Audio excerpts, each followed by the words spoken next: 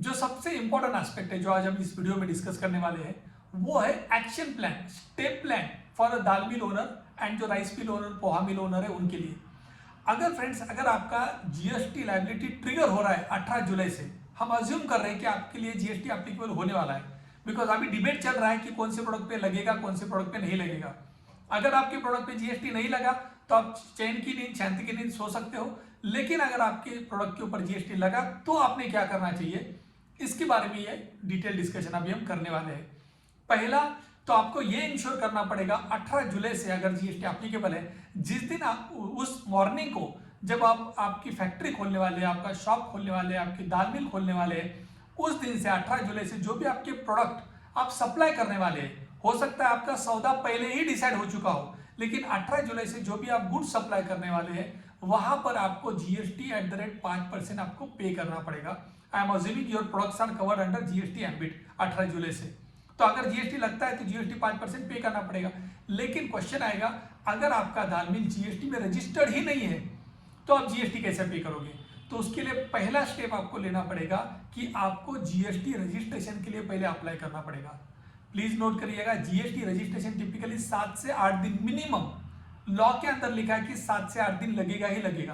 तो अगर आप 18 तारीख को अप्लाई करोगे तो कम से कम 7-8 दिन लगने वाला है, यानी कि नेक्स्ट वीक आपके पास जीएसटी रजिस्ट्रेशन नहीं रहेगा। तो आप कहोगे कि फिर मैं गुड्स कैसे सप्लाई करूं, मैं 7-8 दिन क्या सप्लाई नहीं करूंगा, क्या मेरा बिजनेस डिसरप्ट हो जाएगा क्या? The answer is no. Even ऐसे सिचुएशन में जहां पर आपने रजिस्ट्रेशन अप्लाई किया है वहां पर भी आप गुड्स सप्लाई कर सकते हो।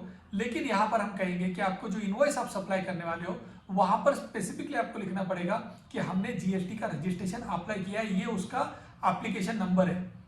सेकंड इंपॉर्टेंट थिंग, आप उस इनवॉइस पे जीएसटी मेंशन कर सकते हो क्या, कलेक्ट कर सकते हो क्या 5%? आंसर इज नो, बिकॉज अभी तक जब आप इनवॉइस इशू कर रहे हो तब तक आप जीएसटी के दायरे में नहीं हो, बिकॉज आप जीएसटी रजिस्ट्रेशन नहीं ले चुके हो।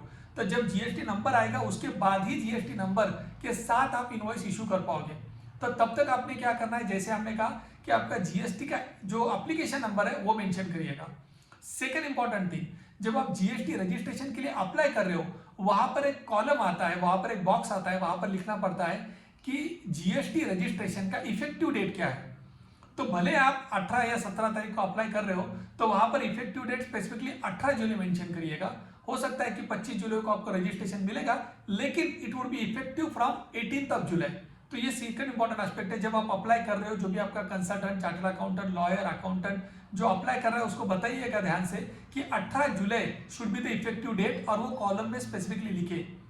थर्ड इंपॉर्टेंट थिंग इज, एक बार आपको अज्यूम करते कि 25 तारीख को या 28 तारीख को जीएसटी का रजिस्ट्रेशन मिल गया है, उसके बाद आप सबने क्या करना चाहिए कि जो मेरा रजिस्ट्रेशन मुझे मिला है उसके बेसिस पे जो मैंने लास्ट 1 वीक में, 1.5 वीक में जो मैंने इनवॉइसेस इशू किए हैं उन इनवॉइसेस के ऊपर मैंने 5% एडिशनल जीएसटी लगा के मैंने रिवाइज इनवॉइसेस इशू करने चाहिए मुझे, मेरे कस्टमर को, ताकि वो जो एडिशनल 5% जीएसटी है वो मुझे पे कर पाए। तो ये एक इंपॉर्टेंट एस्पेक्ट आप सबने ध्यान में रखना चाहिए। एडिशनली आप ये भी एक इंपॉर्टेंट एस्पेक्ट ध्यान में रख सकते हैं कि अगर जब आपका गाड़ी जा रहा है, अगर ई वे बिल चेक ना करके अगर आपका गाड़ी रोक दिया जाता है तो वहां पर जो आपने जीएसटी रजिस्ट्रेशन अप्लाई किया है और आपको रजिस्ट्रेशन मिला नहीं है तो उसका कॉपी भी आपके ट्रक वाले के साथ भेज दीजिएगा, ताकि जब वहां पर चेक ना पे चेकिंग वगैरह हो रहा है तो वो रजिस्ट्रेशन का जो कॉपी है, एप्लीकेशन का जो कॉपी है वो दिखा पाए। एंड एवरी डे अगर आपका जीएसटी रजिस्ट्रेशन जहां आपने अप्लाई किया है अथॉरिटीज का वगैरह नंबर आ जाता है टिपिकल जब आप अप्लाई करते हो, तो किसके पास पेंडिंग एप्लीकेशन जल्द से जल्द अगर आपको चाहिए तो एवरीडे उन अथॉरिटीज के साथ जाके मिलिएगा, बात करिएगा, ताकि आपका रजिस्ट्रेशन जल्द से जल्द आ जाए, ताकि अगर ई वे बिल चेक ना का पे जो चैलेंजेस आप फेस करोगे वो थोड़े कम हो जाएंगे, बिकॉज जल्दी रजिस्ट्रेशन आ जाएगा, जल्दी आप जीएसटी नंबर आपके इनवॉइसेस पे डाल पाओगे, ई वे बिल जनरेट कर पाओगे एंड अकॉर्डिंगली आपके गुड्स बराबर मूव करेंगे। फ्रेंड्स, एडिशनली टिपिकली होता है कि दाल मिल ओनर्स वगैरह का टर्नओवर जो रहता है राइस मिल ओनर्स का 20 करोड़ के अबो रहता है, तो उन सबको इवन ई इनवॉइसिंग भी एप्लीकेबल हो जाएगा।